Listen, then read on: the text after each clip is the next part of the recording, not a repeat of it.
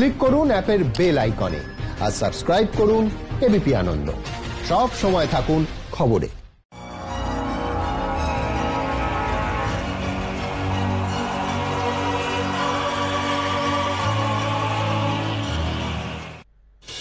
নমস্কার, দেখছেন এবিপি আনন্দ, আপনাদের সঙ্গে আমি স্বর্ণালী। দর্শক শূন্য থাকবে মণ্ডপ। রাজ্যের সব পুজো মণ্ডপই এবার নো এন্ট্রি জোন। ভিড়ে করোনা সংক্রমণ বৃদ্ধির আশঙ্কায় ঐতিহাসিক রায় দিল কলকাতা হাইকোর্ট। ভেতরে ঢুকতে পারবেন সর্বোচ্চ 25 জন কর্মকর্তা।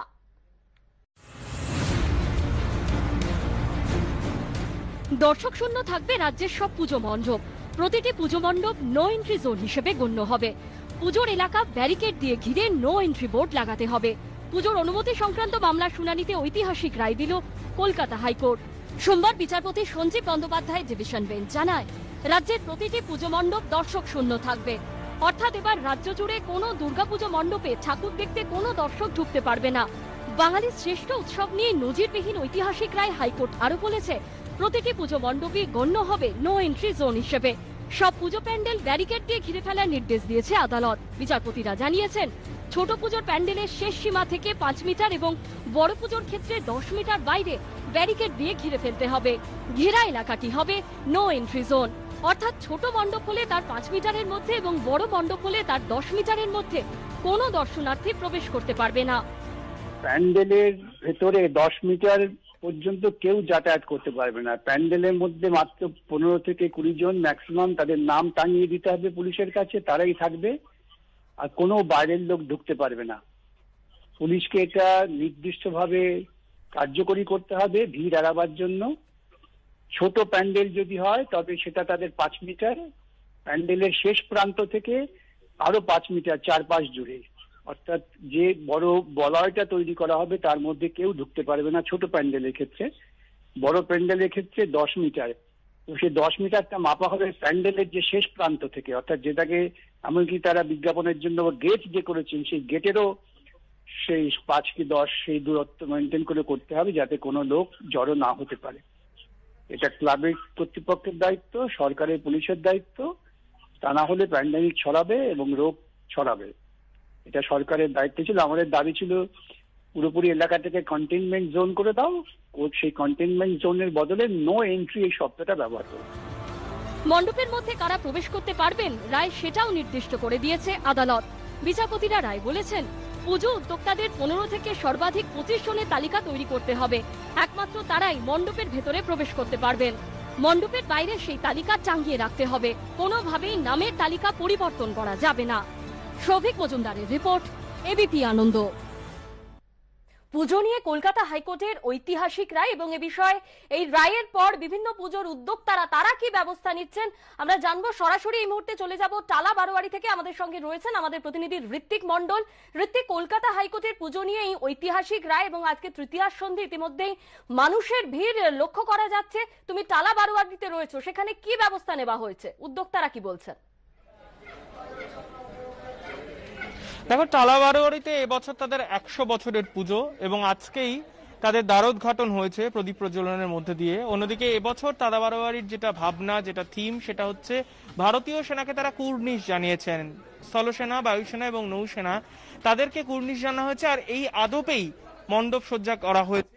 যদিও এই মুহূর্তে উদ্যোক্তাদের কপালে ভাঁজ একটাই কারণ, যে এত সুন্দর যে মণ্ডপ সজ্জা এবং প্রতিমার তৈরি করা হয়েছে তা আদৌ সাধারণ মানুষ এবং দর্শকদের কাছে তুলে ধরা যাবে কিনা, তারা দেখতে পাবেন কিনা, এই জিনিসটা তারা এইটাই কিন্তু তাদেরকে এই মুহূর্তে ভাবাচ্ছে। আমরা উদ্যোক্তাদের কাছে চলে যাব। এখনো পর্যন্ত কলকাতা হাইকোর্টের যে রায় এসেছে তা নিঃসন্দেহে আপনাদেরকে চিন্তায় ফেলেছে। আপনারা টালা বারোয়ারির যে এন্ট্রি এক্সিট বা এই যেখানে পরিসরে আপনারা বড় জায়গায় পুজোটা করেন, কিভাবে ঢেলে সাজাবেন বলে ভাবছেন? একটা পুজো, আজকে তো তৃতীয়ার দিন আমাদের পুজো উদ্বোধন হয়ে গেছে। এই সময় এই রায়ের পরে এইটা সত্যি একটা খুব কঠিন ব্যাপার। কিন্তু আমাদের এন্ট্রি এক্সিট সম্পূর্ণ আলাদা থাকে, বিস্তর বড়, আপনারা দেখতেই পাচ্ছেন, অনেক বড় এন্ট্রি এক্সিট। এবং মূল ঠাকুরঘর যেখানে আছে তার থেকেও দর্শনার্থীরা অনেক দূরে থাকবেন। সেটা হচ্ছে যে এখান থেকে মণ্ডপ সজ্জার শেষ অংশ থেকে 10 মিটার দূরে, যেহেতু এটা বড় পুজো, ফলে 10 মিটার দূরে ব্যারিকেড করে দেবে, নো এন্ট্রি জোন করতে হবে। সেটা সম্ভব নয়, কেননা এখানে কিছু কিছু জায়গায় গলি আছে, গলি আছে। 10 মিটার দূর থেকে ধরুন একটা বড় রাস্তা, চওড়া রাস্তার উপর দিয়ে যাচ্ছেন, সেইটা একটা সম্ভব। কিন্তু যে পুজোটা হয়ই একটা গলির মধ্যে, মানে আপনাকে থ্রু গলি যেতে হয়, সেইখানে তো 10 মিটারটা সম্ভব নয়। সেইখানে এটা কতটা যুক্তিযুক্ত বা এই জায়গাটা কতটা সম্ভব, এটা নিয়ে একটা প্রশ্ন আছে।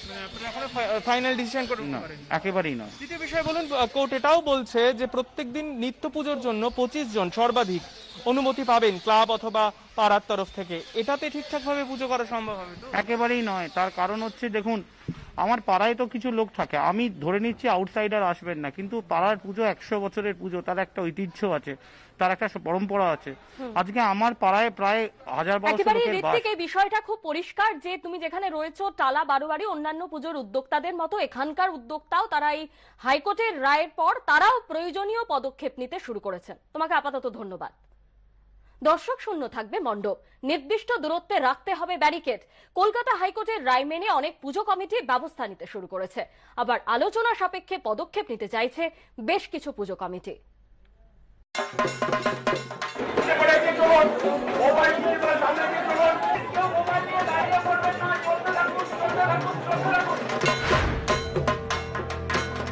করোনা সংকটকালে দুর্গাপুজো নিয়ে কলকাতা হাইকোর্টের রায় ঘিরেই এখন জোর শোরগোল। বিচারপতি সঞ্জীব বন্দ্যোপাধ্যায় ও অরিজিৎ বন্দ্যোপাধ্যায়ের বেঞ্চ তার নির্দেশে বলেছে, প্রতিটি পুজো মণ্ডপ নো এন্ট্রি জোন হিসেবে গণ্য হবে। পুজো প্যান্ডেলের মধ্যে ঢুকতে পারবেন না দর্শনার্থীরা। ছোট ও বড় পুজোর ক্ষেত্রে 5 ও 10 মিটারের দূরত্বে ব্যারিকেড দিতে হবে। এই নির্দেশ মানতে হবে রাজ্যের প্রত্যেকটি পুজো কমিটিকে। তৃতীয়া দুপুরে হাইকোর্টের এই রায় আসার পরই বহু ক্লাব ও পুজো কমিটি প্রয়োজনীয় ব্যবস্থা নিতে শুরু করেছে, যেমন দক্ষিণ কলকাতার মুদিয়ালি ক্লাব। করোনা আবহে মণ্ডপের সতর্কতা নিয়ে তারা আগে থেকে প্রচার চালাচ্ছিল।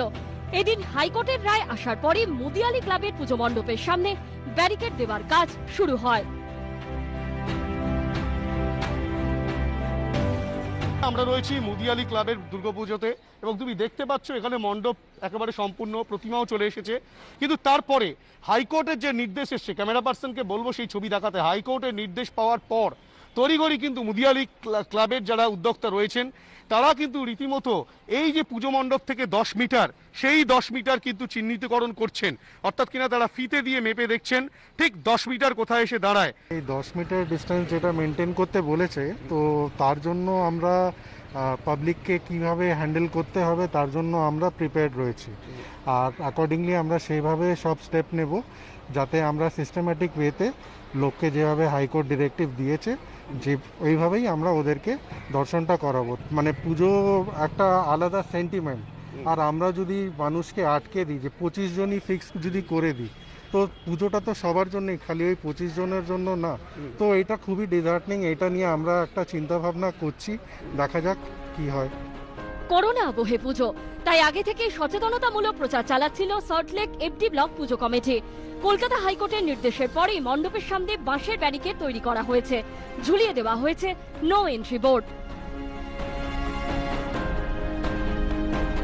এই যে দূরত্বটা কিন্তু কোনো দর্শনার্থী এই বাঁশের ব্যারিকেড ভেদ করে মণ্ডপের দিকে আসতে পারবেন না। এটাকেই নো এন্ট্রি জোন বলা হচ্ছে, এবং এই নো এন্ট্রি বাইরে আমরা দেখতে পাচ্ছি এখানে যাতে দর্শকরা যারা আসবেন তাদের জন্য দাঁড়াবার দূরত্ব অনুসারে জায়গা করা হয়েছে।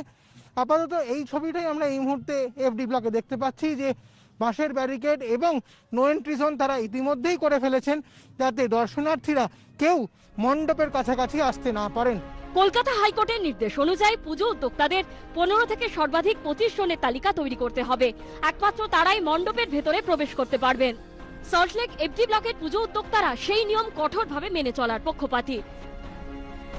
আমরা কোনো দর্শনার্থীকে মণ্ডপের ভেতর ঢুকতে দিচ্ছি না। মণ্ডপের ভেতর শুধু যে 5-6 জন যারা পুজোর কাজ করবেন, পুজো আচার যারা করবেন, তারা ছাড়া কেউ থাকবে না। সব মিলিয়ে হাইকোর্টের নির্দেশ পালনে পুজো উদ্যোক্তারা তৎপর। হিন্দল দে ও সঞ্চয় মিত্রের রিপোর্ট, এবিপি আনন্দ। হাইকোর্টের পুজো নির্দেশিকার পর চিন্তায় উত্তর কলকাতার বিভিন্ন পুজো কমিটি।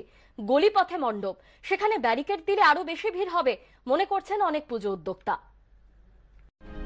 কলকাতা হাইকোর্টের নির্দেশ অনুসারে বড় মণ্ডপের ক্ষেত্রে মণ্ডপের শেষ প্রান্ত থেকে 10 মিটার অর্থাৎ 30 ফুট জায়গা ব্যারিকেড করে দিতে হবে।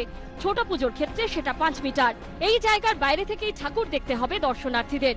কিন্তু উত্তর কলকাতার বেশ কিছু পুজো হয় পাড়ার গলির মধ্যে, সেক্ষেত্রে ব্যারিকেড দিলে কিভাবে দর্শকরা ঠাকুর দেখবেন, এই নিয়ে তৈরি হয়েছে দ্বন্দ্ব। এই সিদ্ধান্ত নিয়ে এবার আমরা ঢোকানোর পরে কিভাবে বার করব এটা প্রথমত বুঝে উঠতে পারছি না। ফলে সিদ্ধান্তটা দেখি মানে গলিতে ঢোকার পর গলিতে ঢোকার পর তাকে কিভাবে আমরা বার করব। ধরুন রাস্তার উপর যে পুজোগুলো হচ্ছে নয় বেরিয়ে চলে গেল, বেরিয়ে চলে তার সমস্যা কম, তাহলে গলির পুজোগুলো কিভাবে হবে? এখনকার নিয়ম অনুযায়ী এই জায়গা থেকেই কিন্তু মানুষকে ঠাকুর দেখতে হবে বা মণ্ডপ দেখতে হবে, তাই এখান থেকে আবার ঘুরিয়ে তাদের আবার বার করে দেওয়ার একটা বিষয় উঠতে পারে। সেক্ষেত্রে যেটা অধিকাংশ গলির পুজোর কর্মকর্তাদের প্রশ্ন, এই একটা জায়গা থেকে মানুষজনকে যদি আটকে আবার ঘোরানো হয় সেখানেও কিন্তু একটা ভিড়ের আশঙ্কা থাকছে, অর্থাৎ এই যে ব্যারিকেড করা লাইনগুলো সেই লাইনগুলোতে একটা ভিড় তৈরি হয়ে যেতে পারে বলে আশঙ্কা রয়েছে। উত্তর কলকাতার ছোট বড় মিলিয়ে প্রায় 17টি পুজো কমিটির সঙ্গে যুক্ত কলকাতা পুরসভার বোর্ড অব অ্যাডমিনিস্ট্রেশনের সদস্য অতীন ঘোষ। মণ্ডপের নো এন্ট্রির নিয়ম মানতে গেলে বেশ কিছু পুজো কমিটির সমস্যায় পড়বে বলে তার ধারণা। তো সর্বতই আমরা খুব চিন্তিত যে হাইকোর্টের নির্দেশকে যদি মান্যতা দিতে হয় তাহলে টোটাল পুজো প্যান্ডেলই ক্লোজ ডাউন করে দিতে হবে, অর্থাৎ সেই গলির মধ্যেই কাউকে প্রবেশ করতে দেওয়া হবে না এবং কাউকে প্রতিমা দর্শন করতে দেওয়া যাবে না। কলকাতার স্বাস্থ্য বিভাগের ভারপ্রাপ্ত হিসেবে আমি মনে করি যে যেভাবে মানুষ রাস্তায় বেরিয়ে পড়েছেন, সরকারি নির্দেশিকা মানছেন না, বহু মানুষ মাস্ক পরছেন না, সেক্ষেত্রে একটা নিয়ন্ত্রণ দরকার আছে, নাহলে এই সংক্রমণকে নিয়ন্ত্রণ করা যাবে না। তো স্বভাবতই এই রায়ের একটা ইতিবাচক দিক আছে। কলকাতার ক্রাউড পুলার পুজোগুলির মধ্যে অন্যতম শ্রীভূমি স্পোর্টিং। প্রতিবার নজর কাড়া থিম উপহার দেয় এই পুজো কমিটি। এবারও শ্রীভূমির পুজো দেখার জন্য দ্বিতীয়া থেকেই দর্শনার্থীদের ভিড়। এদিন কলকাতা হাইকোর্ট নির্দেশ দিয়েছে বাজারে যা ভিড় 5 দিন পুনরাবৃত্তি হতে দেওয়া যায় না, ভার্চুয়ালি পুজোর কভারেজ করা যেতে পারে। সোমবার যখন তারা এই রায় দিচ্ছে সেই সময়ও শ্রীভূমি স্পোর্টিং এর পুজো মণ্ডপে মানুষের ঝল দেখা গেছে। ছবিটা একবার দেখাবো, ক্যামেরার লেন্স যদি ঘুরে যায় দেখতে পাচ্ছেন নিজস্বী তোলার ভিড় রয়েছে। বহু মানুষ কিন্তু একেবারে মণ্ডপের ভেতরে চলে এসেছেন তৃতীয়ার সন্ধে, কিন্তু যে নির্দেশ হাইকোর্ট এখনো পর্যন্ত দিয়েছে তা নিঃসন্দেহে অনেকের কিন্তু মুখ ভার করে দিচ্ছে। যেটার জন্য গ্যাদারিং প্রচুর হচ্ছে তো ভাইরাস ছড়াবেই, বাট অ্যাটলিস্ট দুর্গাপুজোতে হয়তো মাটি হয়ে গেল পুরোপুরি। পুজোর ভিড়ে সংক্রমণ ছড়ানোর আশঙ্কা প্রবল, তাই করোনা আবহে দুর্গাপুজো নিয়ে কলকাতা হাইকোর্ট নানা বিধিনিষেধ মেনে চলার নির্দেশ দিয়েছে। কিন্তু স্থানীয়ভাবে সমস্ত পুজো কমিটি কিভাবে এই নির্দেশ পালন করবে, তার জন্য কি কি পন্থা নেবে? নিশ্চয়ই কোর্টের যেটা অর্ডার আছে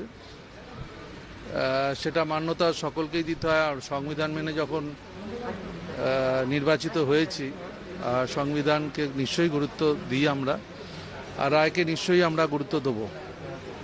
কিন্তু ব্যাপারটা হচ্ছে এটাও মনে রাখতে হবে, আমার মতো আমি হয়তো ম্যানেজ করে নিতে পারবো, কিন্তু অনেক পুজো আছে এই কেন্দ্রে, তাদের অনেক অসুবিধে হয়ে যাবে এই সময়ের মধ্যে ম্যানেজ করা। একদিকে বাঙালির আবেগ, অন্যদিকে করোনা সংকট, এক অদ্ভুত পরিস্থিতি। অরিত্রিক ভট্টাচার্য, ঋত্বিক মণ্ডলের রিপোর্ট, এবিপি আনন্দ, কলকাতা।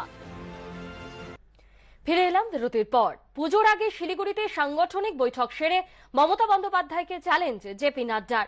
আয়ুষ্মান ভারত থেকে কৃষি আইন কিংবা সিএ, একাধিক ইস্যুকে হাতিয়ার করে আক্রমণ শানালেন তৃণমূলের বিরুদ্ধে। পাল্টা জবাব দিয়েছে তৃণমূল। अप्रैल में आप वापस हो, उनको वापस करो, बीजेपी को लाओ। লোকের একটা অভ্যেস থাকে, তার নাম দিবা স্বপ্ন, ডে ড্রিমিং। উনিও সেই দিবা স্বপ্ন দেখছেন যে পশ্চিমবাংলায় ওরা ক্ষমতায় আসবে। বাংলা জুড়ে এখন দুর্গাপুজোর আমেজ, তার মধ্যে মোদী অমিত শাহ দূত হিসাবে রাজ্যে এসে কার্যত বিধানসভা ভোটে ঠাক বাজিয়ে গেলেন বিজেপি সর্বভারতীয় সভাপতি জেপি নাড্ডা। তৃণমূলকে নিশানা করলেন একের পর এক অস্ত্রে, যার মধ্যে অন্যতম আয়ুষ্মান ভারত প্রকল্প।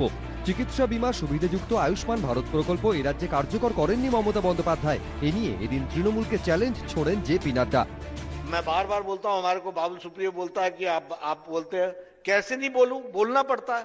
अब ममता जी को बोलो कि आयुष्मान भारत देंगे, ममता जी बोलती होबे ना होबे ना होबे ना, की होबे ना होबे, एप्रिल मासे होबे होबे होबे।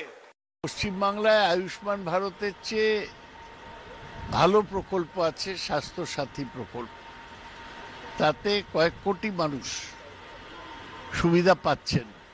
এবং তাতে সুবিধার পরিমাণ বেশি, 5 লক্ষ টাকা পর্যন্ত বেসরকারি হাসপাতালেও চিকিৎসার সুযোগ পাওয়া যায়। করোনার আগে সিএএ ইস্যুতে দেশ জুড়ে দেখা গিয়েছিল এককাট্টা প্রতিবাদের ছবি। সম্প্রতি মোদী সরকারের আনা কৃষি আইনের প্রতিবাদেও একযোগে সরব হয়েছেন বিভিন্ন রাজ্যের কৃষক থেকে বিরোধীরা। তবে বিজেপি যে এ রাজ্যে বিধানসভা ভোটের প্রচারে কৃষি আইন এবং সিএএকেই অস্ত্র করতে চলেছে তাও কার্যত স্পষ্ট হয়ে গিয়েছে নাড্ডার কথায়। कि ममता की सरकार ने इसको किसानों को यहां बंगाल में लागू नहीं होने दिया है और आपको वंचित रखा है। अब आपका जिम्मा बनता है, अप्रैल में आप वापस हो, उनको वापस करो, बीजेपी को लाओ, 1 महीने के अंदर किसान सम्मान निधि हम आपको लागू करके देंगे। सिटीजन्स अमेंडमेंट एक्ट, आपको सिटीजन्स अमेंडमेंट एक्ट मिलेगा और मिलना तय है। अभी रूल्स बन रहे हैं, कोरोना के कारण थोड़ी सी उसमें रुकावट आ गई, लेकिन जैसे जैसे कोरोना हट रहा है वैसे वैसे रूल्स भी तैयार हो रहे हैं और वो बहुत जल्द आपको उसकी सेवा मिलेगी, इसको भी आप ध्यान में रखिएगा। কেন্দ্রীয় সরকার যতগুলো নতুন নতুন সিদ্ধান্ত নিয়েছে প্রত্যেকটা সিদ্ধান্তই জনসাধারণের স্বার্থ বিরোধী হয়েছে। ভারতবর্ষের মানুষ বহু জায়গায় বিক্ষোভ দেওয়া শুরু করেছে, অনেক জায়গায় অনশন করছে অনেক কৃষক, অনেক জায়গায় রেল লাইনের ওপর শুয়ে পড়ছে কৃষক। এই আইনকে কার্যকর করা কার্যত অসম্ভব হয়ে যাবে। পশ্চিমবঙ্গের বাড়িতে এত সহজে এনআরসি অথবা সিএ কার্যকর করা সম্ভব হবে না। নাড্ডা রাজ্য সফর ঘিরে তৃণমূল বিজেপি বাকযুদ্ধের পারদ সপ্তমে উঠলেও দুদলকে একসারিতে ফেলে আক্রমণ করেছে সিপিএম। মমতা ব্যানার্জি 2011 আগে বলেছিলেন আমাকে শুধু ভোটে যেতাম সব করে দেব। মানুষ প্রতারিত হয়েছে, এখন মানুষ বুঝতে পারছে। মুখ্যমন্ত্রী তখনকার সবচাইতে বড় সঙ্গীরাই এখন নাড্ডার সঙ্গী। যারা মুখ্যমন্ত্রীর সঙ্গে থেকে বাংলাকে প্রতারিত করেছেন তারা নাড্ডার সঙ্গে থেকে বাংলায় সোনা ফলাবেন। সোমবার উত্তরবঙ্গের নেতাদের নিয়ে শিলিগুড়িতে সাংগঠনিক বৈঠক করেন জেপি নাড্ডা। শুরুতে অমিত শাহর উত্তরবঙ্গে আসার কথা থাকলেও পরে তার কর্মসূচি বাতিল করা হয়। সেই জায়গায় এলেন জেপি নাড্ডা। সৌভিক মজুমদার, আশাবুল হোসেন ও কৃষ্ণেন্দু অধিকারী, এবিপি আনন্দ।